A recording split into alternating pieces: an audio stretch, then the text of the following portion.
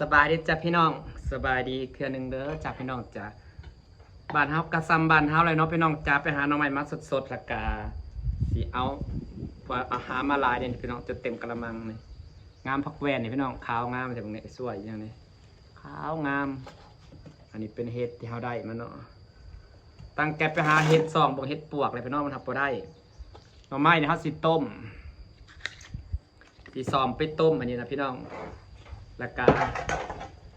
เครื่องนึ่งอ่ะจะเอาไปเข้าไปให้จะไปแกงอยู่เฮือนหมูในบ้านเลยข้านเห็ดเมื่อยเห็ดพี่น้องหามาเมื่อยได้หมูเห็ดแล้วก็แกงส้มแกงแซ่บน้ำหมูพอได้แซ่บไปนวดแต่ก็ไม่ได้ถ่ายคลิปแต่ว่าข้าเจ้าก็ได้มาเอากล้องเนาะกินผู้เดียวมันสิบ่แซ่บพี่น้องผู้เดียวมันบ่แซ่บ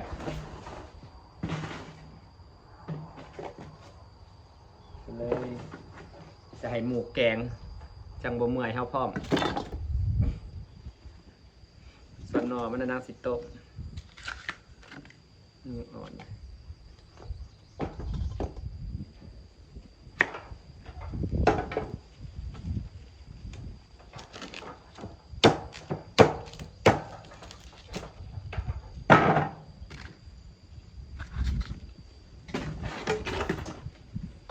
ต้มพี่น้องนี่เอาหน่อขาวๆไปต้มตอนนี้นี่เอาไปต้ม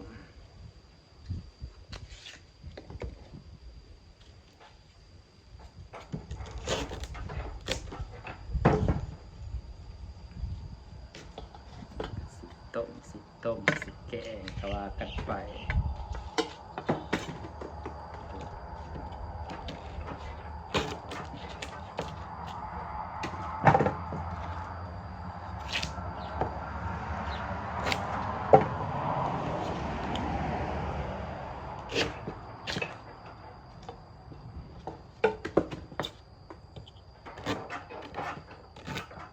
ต้มพริกกะปิน้ำพริกกะปิแมลงพี่น้อง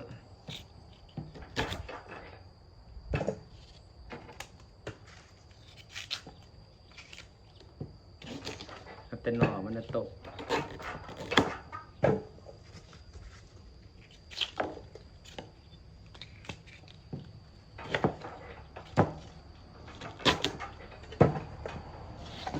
ต้มหน่อไม้จ้า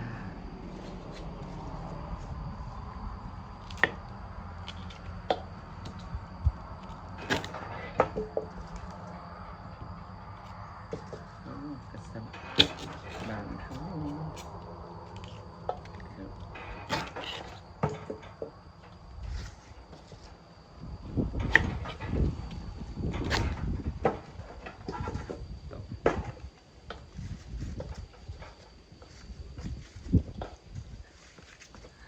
น่อ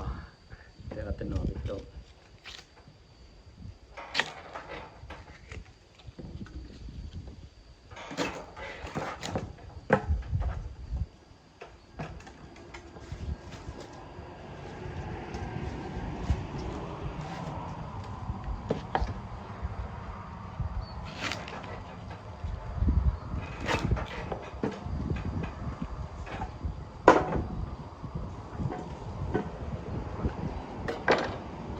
ต้มหลายกับลูกวัดพี่น้อง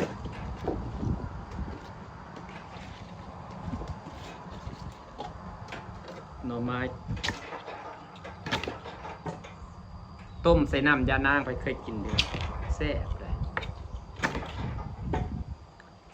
หน่อไม้ต้มน้ำยานาง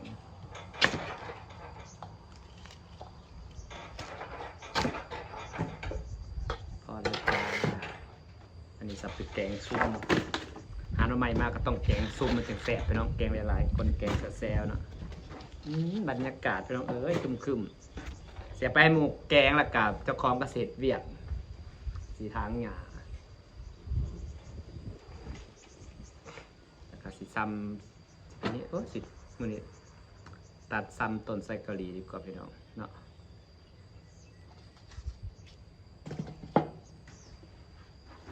เทก่อน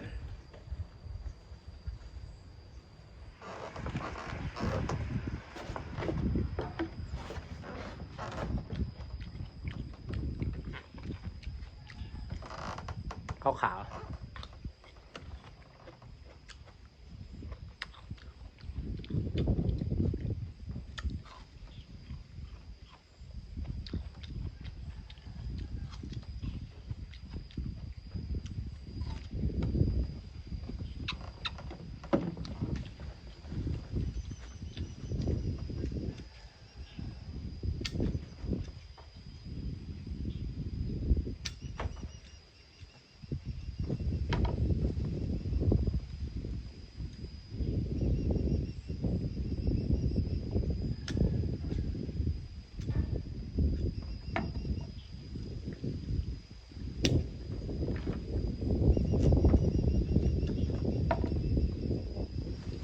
ตัดออกจากนี่ก็ซ้ำพี่น้อง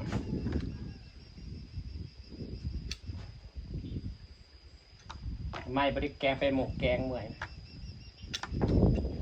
พายเรียกส่วนจะกล้องให้แล้วพี่น้อง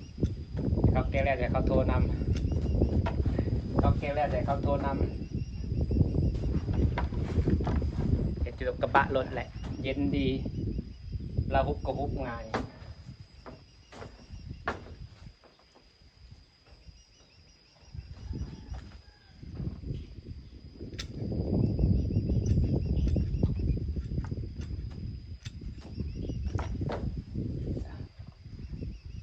เกาหลีติดก็ดีติดก็แล้วเพราะเขาอันเห็ดสูตรว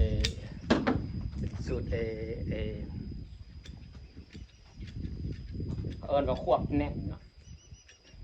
แต่นั้นก็สิเห็ดแบบว่าเห็ดโป่งเพราะมันเด้สิไปเสียบใส่ทางว่าแล้วก็เอาไปไว้อยู่บนชื่นแต่ละสิติด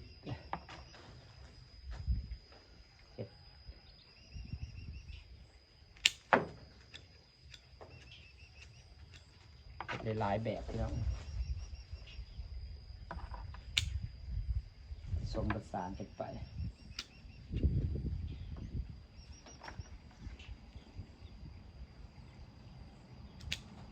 ตอนเขาซื้อมานะเขาเจ้าบริษัทกิ่งใหญ่จากเซกิ่งประมาณนี้นะ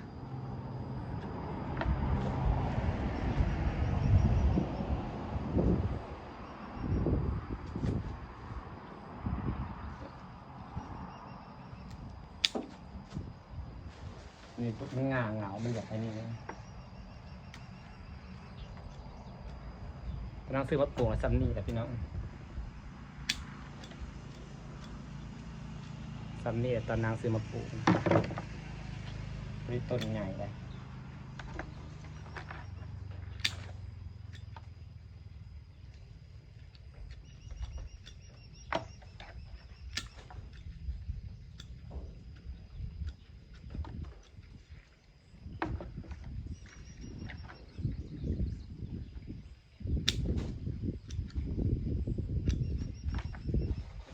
ต้นใหญ่ส่งกันไป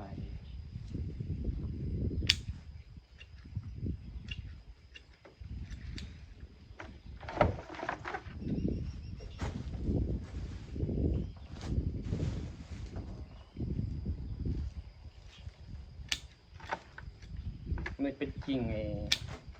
ไซกะรีที่นางตัดถิ่นนางต่อนั่นแหละพี่น้องที่นางซื้อปุ๋ยมาแล้วพี่น้องซื้อปุ๋ยมาละจ้า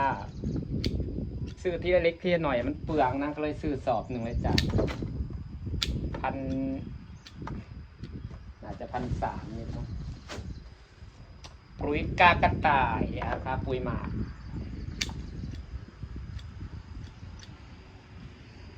ใส่สูตรเสมอเอาพี่น้อง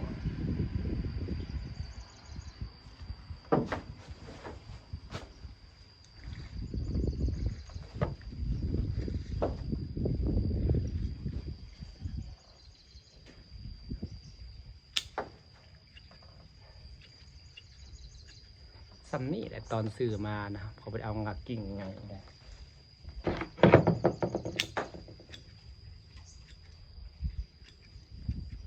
ซัมนี่ตอนซื้อมาเรียกละ7 บาทพี่น้องจ้าสิฝากบรรยากาศไว้ซัมนี่แหละจ้าพี่น้องฝากกลับมาเบิ่งมาชมปลาเลยจ้า